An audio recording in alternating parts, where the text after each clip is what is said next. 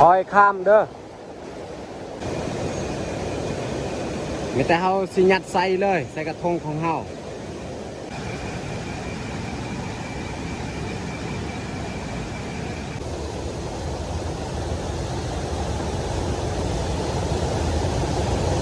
ที่คอยข้ามไปจับฟังเมืองพุ่นได้แต่สำนี้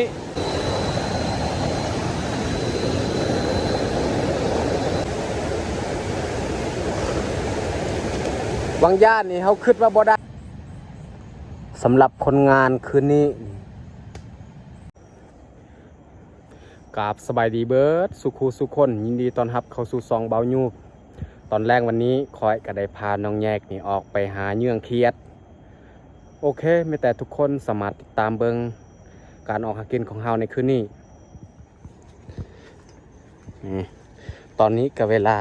5 โมงแล้วเนาะเฮาย่างลงฮอดห้วยนี่ก็ยังบ่ทันมืดถ้าว่ามืดก้อนนี่แม่นเฮาเยื่องเลยถ้าว่าบ่มืดนี่แม่นเฮาจะไปหาตัดแมงดวงอีกเพราะว่าตามแคมห้วยนี้แมงดวงนี้มันอาจสิอยู่หลายตอนนี้ก็ใกล้ฮอดห้วยแล้วแต่ว่าท้องฟ้าก็ยังบ่ทันมืดคือสิมีเวลาไปหาตัดเอาแมงดวงนะบาดนี้ตอนนี้ก็ฮอดห้วยแล้วนะโอ้น้ำนี่ลายขนาดฝนตก4 มื้อเต็มสิคำได้บ่น้อห้วยอัน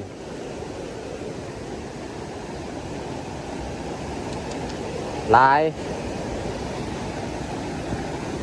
ไม่แต่เฮาสิลงลุ่มเลยไปหาตัดแมงดวงก่อนคอยข้ามเด้อน้ำไหลแห้งเลยเฮาหาแมงดวงกะเห็นแล้วเนาะลำที่มันกิน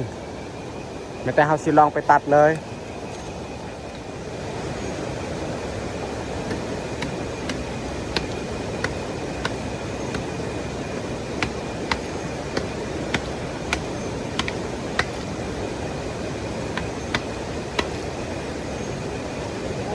เห็นแล้วพี่น้องปัดออมเห็นแล้วฮะโอ้อยู่ในโอ้ไม่แต่โตอ้วนๆเลยแต่เขาสิตัดเลย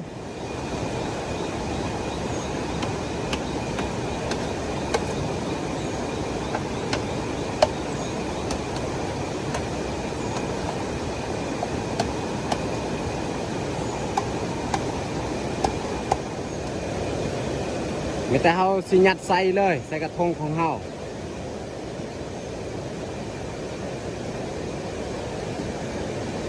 ฝนตก3-4 มื้อนี่บ่ได้ออกป่ามีแต่อยู่บ้านตอนนี้ก็เลยมีโอกาสพ้นหักกระเซ้ามื้อนี้คือกันลำตัวนี้นี่เขาตัดแล้วมีแต่เขาสิตัดตัวนี้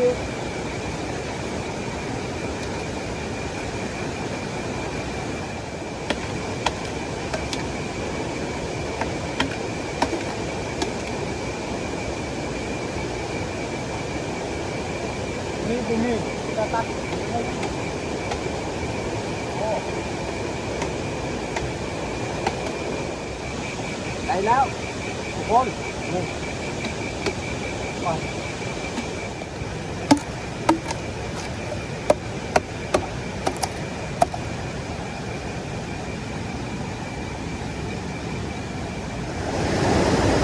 ตอนนี้เฮากะเริ่มออกเยื่องแล้วแต่ว่าบ่เห็นเครียดนำในลายโอ้ทางไปนี่ก็ยากคือกันพี่น้องเอ้ยนำไล่ตลอดคอยไปนี่เด้อสงสัยนี่มาเยื่องสุดนี้นี่บ่ได้เครียดป่วยตัวนี้มาแต่เฮ็ดเบียกนี่ก็หักกระซ่องเทือหนึ่งนี่ไปเยื่องผู้เดียวเดี๋ยวนี้นี่พาน้องแยกไปนำหลังฝนตกหนัก ไปบ่ได้ไม่แต่ขึ้นเทิงโอ้บอลเฮาสิข้ามนี่ก็ยากนำลายนี่สิข้ามได้อยู่บ่เอามาเยื่องสุดนี้นี่ช่วยแห้งนำยังลายปลาทุกคนเขาสิข้ามได้อยู่บ่นี่แต่ว่าเขาเห็นเครียดแล้วตัวหนึ่งไม่แต่เขาสิลองข้ามนี่ได้แต่ตัวหนึ่งพี่น้องเอ้ยนำนี่โคตรลายเอาข้ามไปจับได้แต่ตัวหนึ่งโอ้ลำบากสุดๆเอามาสุดนี่เครียดก็บ่ได้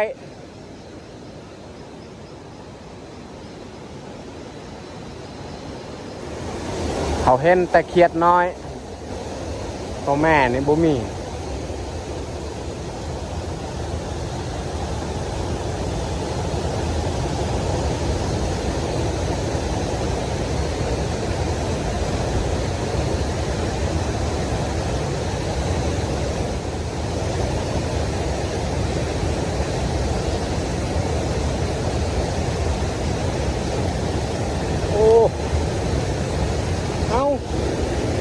หลุดเซยมันโดดเลย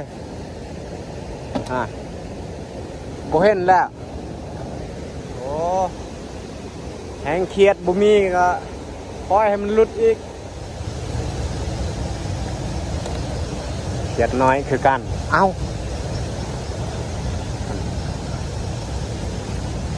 เลยมันโดดก่อนบ่ทันแล้วแต่เขาสิไปจับเขียดอยู่เทิงอีกตายแล้วเขียดอยู่นี่กระโดดนี่น้องเอ้ยสงสัยบ่ได้เขียดแล้วละบ่เห็นไม่แต่เขาสิเยืองให้มันสุดก่อนเขาเห็นตัวแม่ฝากเบิ่งหันไม่แต่เขาสิไปจับเลยเขาข้ามอยู่เทิงอยู่นี่เขาข้ามบ่ได้นี่แหละคนงานที่คอยข้ามไปจับฟังเมืองพุ่นได้แต่สำนี้เราสิยัดใส่เลยไม่แต่เขาสิย่างต่ออีกเยื่องให้มันสุดเขามาเยื่องสุดนี้นี่บ่ได้เครียดได้อยู่แต่บ่ลายตัวแม่นี่ได้แต่2 ตัว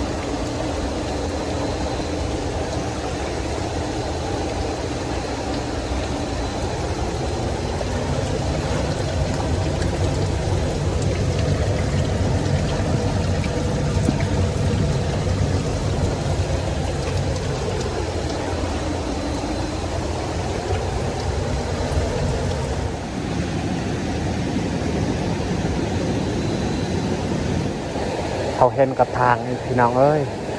จักสิได้หรือบอตัวหนึ่งนี่มันโดดแล้วแต่เขาสิไปจับเลยบ่ทันได้ไปจับซ้ำมันโดดก่อน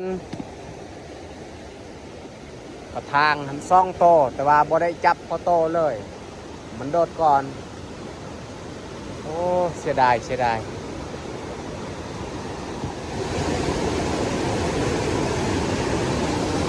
นี่เบานิ้วไปจับกระทากที่มันโดดใส่น้ำเนาะ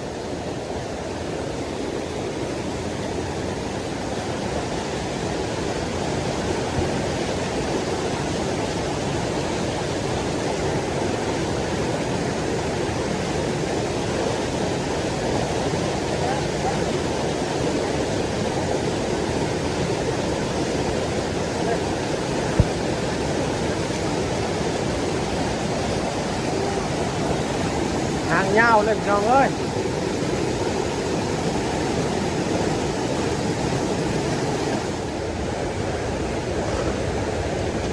วังย่านนี่เขาคิดว่าบ่ได้สุดท้ายนี่มันลงลุ่มเขาลงไปจับอยู่ลุ่มมันบ่มุดดนเพราะว่าน้ำมันไหลแห้งมันไปกับน้ำเกือบเขาได้2 โตแต่ว่าเขาได้ตัวหนึ่งก็เอาแล้ววังย่านนี่คิดว่าได้2 โตเลยตอนนี้เขาก็ได้ย่างออกแต่ห้วยแล้วเพราะว่าเขาไปตามแคมห้วยนี่บ่ได้แหละน้ำลายตอนนี้เขาก็ได้ออกมาหาทางเก่าทางที่เขาเจ้าทิมแล้วแต่เขาสิย่างเมื่อเลยสำหรับคนงานคืนนี้เขาได้นี่เครียดนี่แล้วก็ด้วงลายเติบเอาใส่ในกระบังและจะมีกระทางอีกสำหรับคนงานคืนนี้แต่ว่าเบิดโอเคอยู่สำนี้แต่เฮาสีย่างเมื่อเลยเพราะว่าเฮาย่างไปตามห้วยหันก็ยาก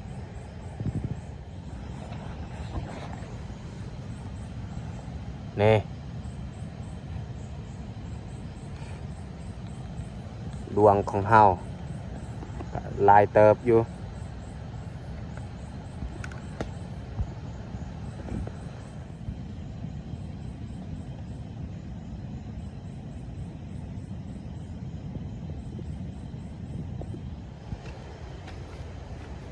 แต่เฮาสิย่างเมื่อเลย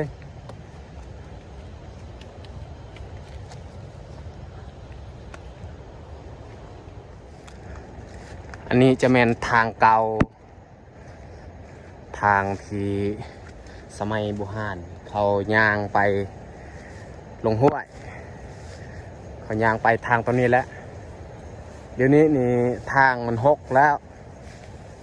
เพราะว่ามีทางรถเขาบสูยางปันไดทางตัวนี้น้ำมันไหลอยู่ลุ่มนี่แห้งขนาดเฮาไปทางเทิงนี่เสียงนี่ดังแห้งเลยพี่น้องเอ้ยเวลาเฮาข้ามนี่ถ้าว่าเฮาเบิ่งบอลมันแคบนี่เฮาข้ามบ่ได้คอยกับน้องแยกก็จำเป็นต้องได้ย่างเมื่อทางโอ้เขาใส่กับดักถ้าบุมีทางตกเขาใส่กับดักนี่โอ้เขาเมื่อยากเขาเมื่อตามแคมห้วยนี่ยากขนาด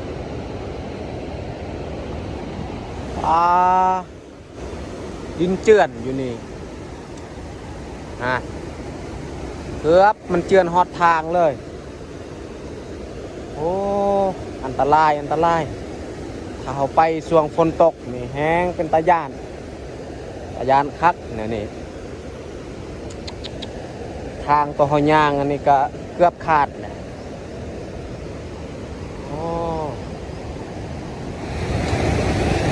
อันนี้ขนาดห้วยน้อยห้วยโตเขาใส่กับดักมือนั่นตอนนี้ก็ลายเติบห้วยอยู่ลุ่มอยากว่าและแห้งคำบ่ได้ความลายนี่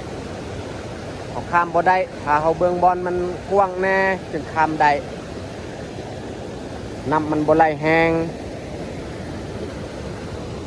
ถ้าบอลแคบๆนี่เขาคำบ่ได้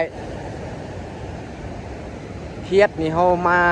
เยื่องสุดนี้นี่บ่ได้ถ้าบ่ได้กระทางนี่ก็โอ้แล้วก็เขาได้ดวงอีกจึงใครแน่ถามแต่ไปเยื่องเครียดซื่อๆนี่บกคุ้มอันนี้ก็คือเส้นทางที่เขาออกแต่ห้วยขึ้นเมื่อทางล่วงเลยตอนนี้เขาย่างเมื่อกะไก่หอดทางล่วงแล้วเนาะและสำหรับคนงานที่เขาได้กะแต่ได้แต่ซ้ำเก้าและซ้ำทีเขาทายให้เบิ่งบางยานี่และสำหรับคลิปนี้ก็น่าจะจบลงอยู่นี่เลยถ้ามักคลิปแบบนี้ ก็อย่าลืมกดไลค์กดแชร์เพื่อเป็นกำลังใจให้คอยกับน้องแยกได้เฮ็ดคลิปต่อไป